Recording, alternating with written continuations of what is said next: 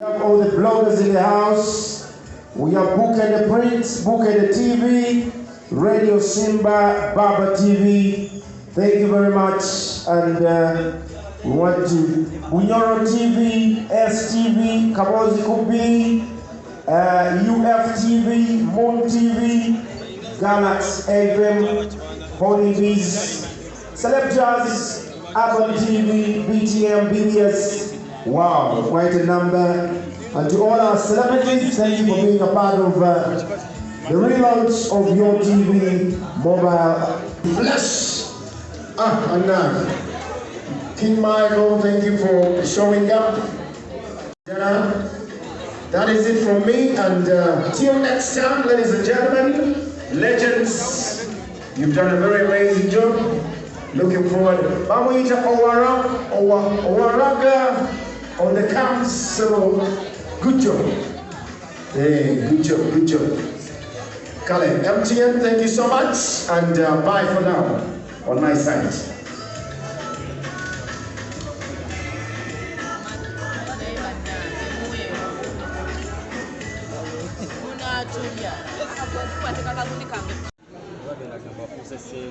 Yeah, already in this thing.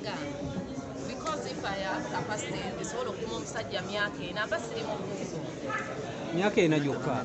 Miake Nanti, my dear, Miake no Jumanyopela no 24 hours. Cook with Joji Bami. The means, you know, Kumwalinga Muji, so never cutting out for the record. Singer, dog with singer, or was a lot about Tabagala. About Tabagala from Yapaga, Abasija Tumina Bisani. Tumina bisanizo lwaki omuwala yandifumbibwa oyinza okwesanga ng'oli mwavu omuwala ye anoonya wa ssente ennaku zino omwavu ayagalwa nnyina olwabalenzi kubakole batya batalina kasente mugende mukole muwase kuba usigala otuwaddeyo blaga katono programu eyo gyenwaninga eri ku mikolo n'embaga egenda kubanga streaming la very soon okubuulirira abawala ate ku Yotv twaguddewo nti bw'oba oyina embaga yo birthday jangu otuukire management tuliteekeyo nsobola n'okujja ku mikolo n'ennyimbamu kamandi gaadi awo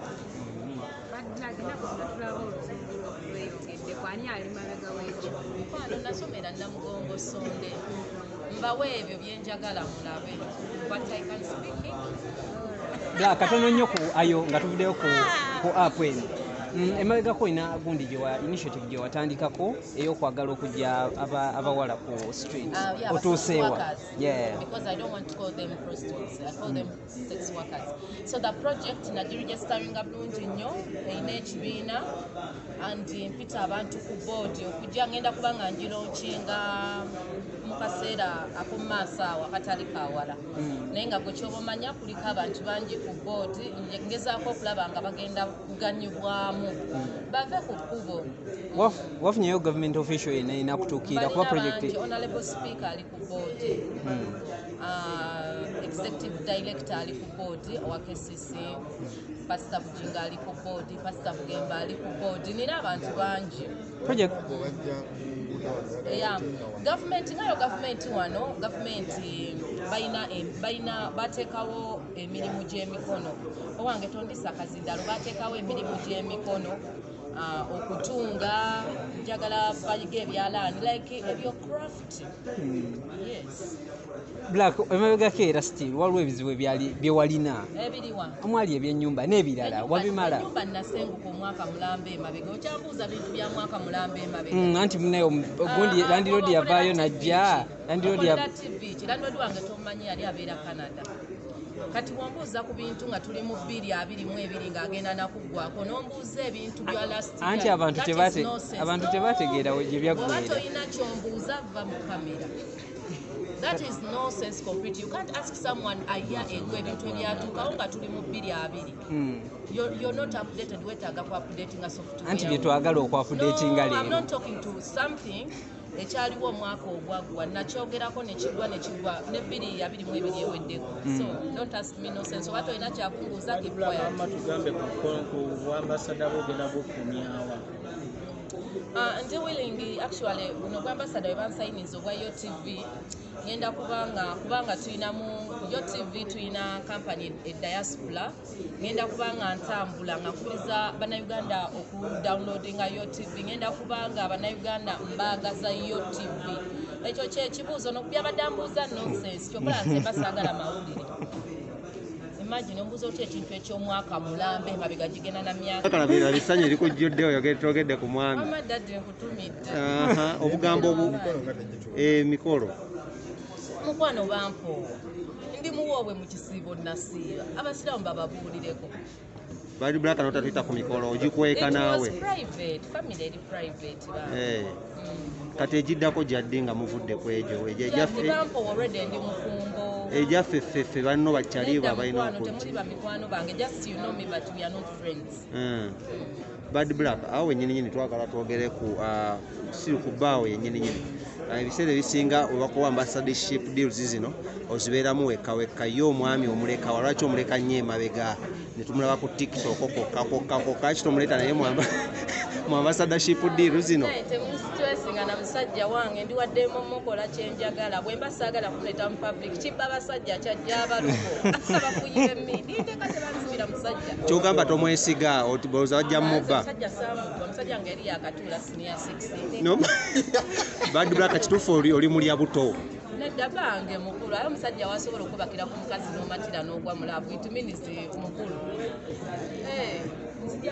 bad black bane byetukubuuzaako ya Yotv jibuuze nti bad black mukena yogera ati bad mugambe ayakyali muyono njagala yogera mpola sinanya breakfast nedda nisera jajira genseno bamusayini ata boleeta mu baaki nze kanve mu interview musigala amukwano ne nze siwa bantu oyambadde uniform kaye kankufira yogenza ogigwamu oyogera ku bantu besitategeera abatalina signed by the no kaye mukwano gwange kusitajjakubye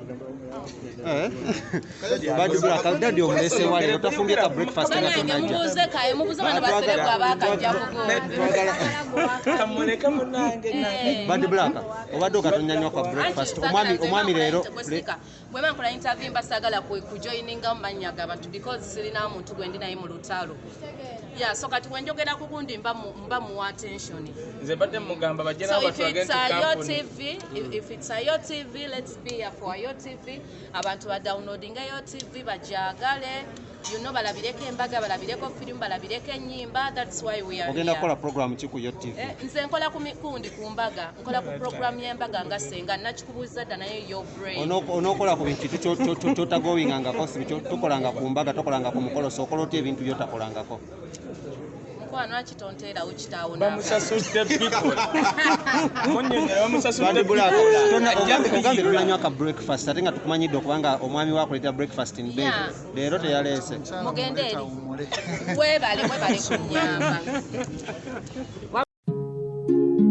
Oyagala omukolo gw'ogwenjawulo gubeere n'ebijjukizo mu nnyumba yo kankwanjulire ba King Montage Photo Studio fe bakafuluma okukuba ebifaananyi n'okukola video. Olina wedding, birthday party, kukyala, nika, baby shower, photoshoot oba music shoot na buli kimu kyonna ky'oyagala fe tusobola okuwa ebijjukizo ebirungi eri ebirooto byo ate nno mwana wattu kusintiiza omuntu wa bulijjo. Tusange Bannankulabe ku Bitaala ku Prime Tower Level 3 Room D04 okumanya ebisingawo tukubire ku nnamba zino noti 7 noti 2 emu noti 4 emu 25 oba noti 755 7 7 oba noti 777 noti 23 4 noti 5. King Montage Photo Studio fe tusobola okuwa ebijjukizo ebirungi ate nno mwana wattu kusintiiza omuntu wa bulijjo.